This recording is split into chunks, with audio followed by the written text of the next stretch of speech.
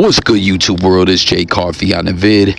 Back at it, and check it out, man. We always know true crime is a huge topic. Everyone loves their true crime. And something else that's always in the news here with this story that's a bit of, I guess you could say, the best of both worlds for trending topics is ICE and deportations. And peep it, man. I know some of y'all may remember, some may not. The rapper Shyne, who was signed to Diddy, who just received his fate. Comment your thoughts on his sentence and all that, and if you think an appeal process will overturn that, or Diddy's going to be stuck doing that time.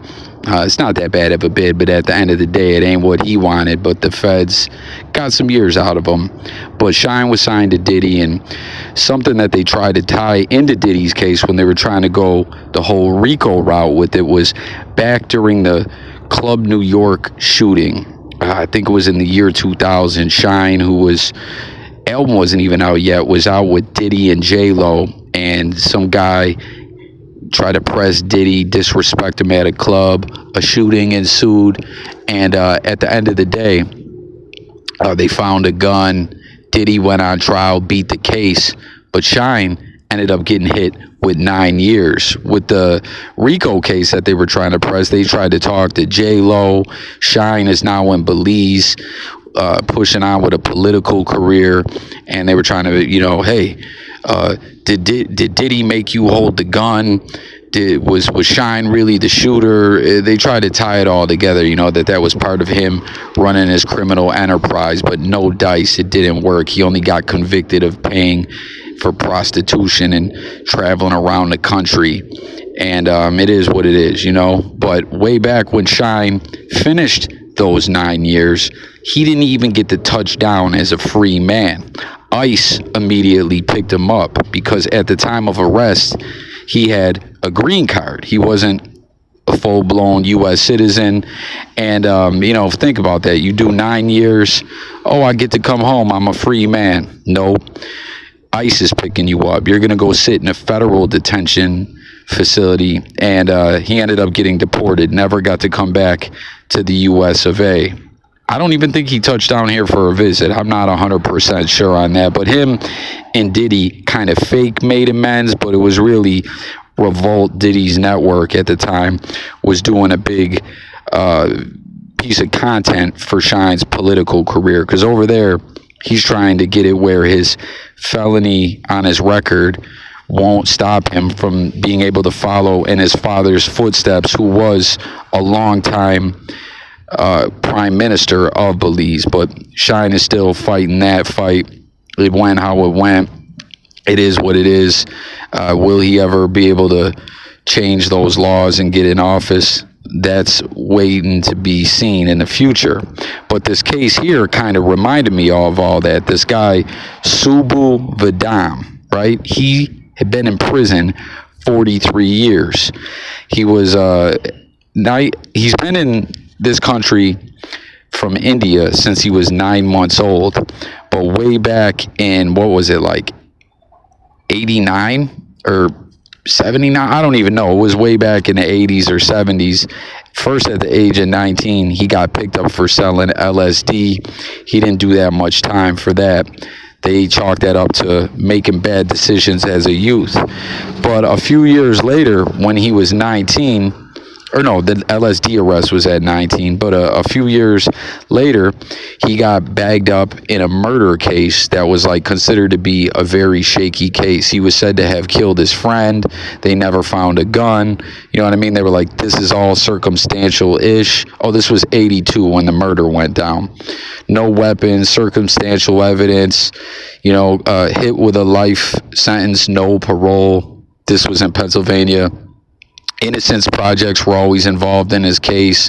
He had a lot of appeals. No luck, right? He kept the conviction ended up continuing to stand until very recently, in August of 2025, a judge ruled that way back in the day when the case was originally, picked up, prosecutors fucked him over by burying evidence that would have, as they believed, led to him being vindicated of the crime. So they violated his constitutional rights. And that's one thing when it comes to appeals with court cases and whatnot. Getting a new trial and things like that can be tough at times. Those appeals can run out, but from my understanding, a violation of one's civil rights, or something being deemed unconstitutional, there's no statute of limitations on that. You can get something overturned on those grounds at all times. And the reason why I brought up this guy Shyne originally in this video is because, just like Shyne, this guy, right, he had been in prison 43 years. He is now 64 years old. He's now in PA history the longest serving exoneree. So no one in the whole history of the court process in the state of Pennsylvania has served as many years as him, 43 years, but been exonerated of their crimes. And in the whole country, he ain't number one, but he's up there. I think there's only a few who serve more time than him, only to be exonerated. And like Shyne, instead of him walking out those gates a free man, he walked out those gates to be snatched up by ICE. And they said, hey, all those years back when you got arrested, there was an order put out for your deportation back to India. And we're going to enforce that order now, 43 years later, when you finally got your case overturned.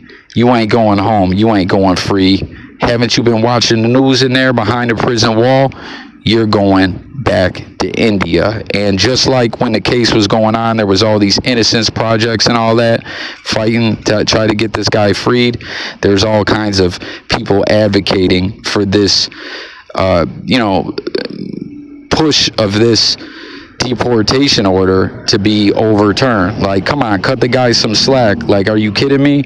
The guy spent his whole, basically entire adult life behind a wall, damn near, and he finally gets this unconstitutional case. Like, the prosecutors buried evidence that would have led to him never being convicted in the first place, but they wanted to get their conviction, which happens more than you would think in a lot of cases. Like, they'll be like, man, this murder or whatever, this got some news highlights. This is a high profile case. We need to get a conviction on this.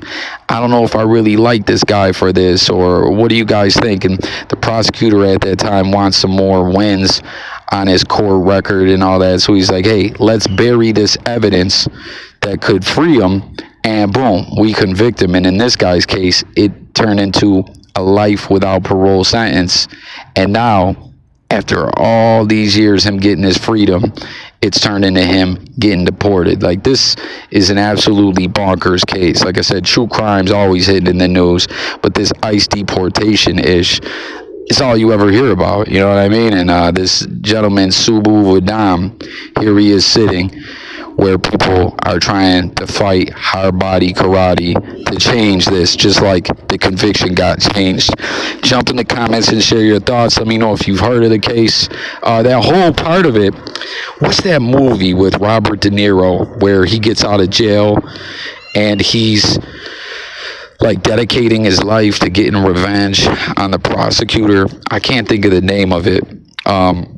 It's just like this, because in that case, remember, they buried the evidence on De Niro, but in that situation, De Niro really did it, you know what I mean? And he was willing to make that guy pay, terrorize him and his family, all to get his revenge. Jump in the comments, someone, if you remember the name of that movie.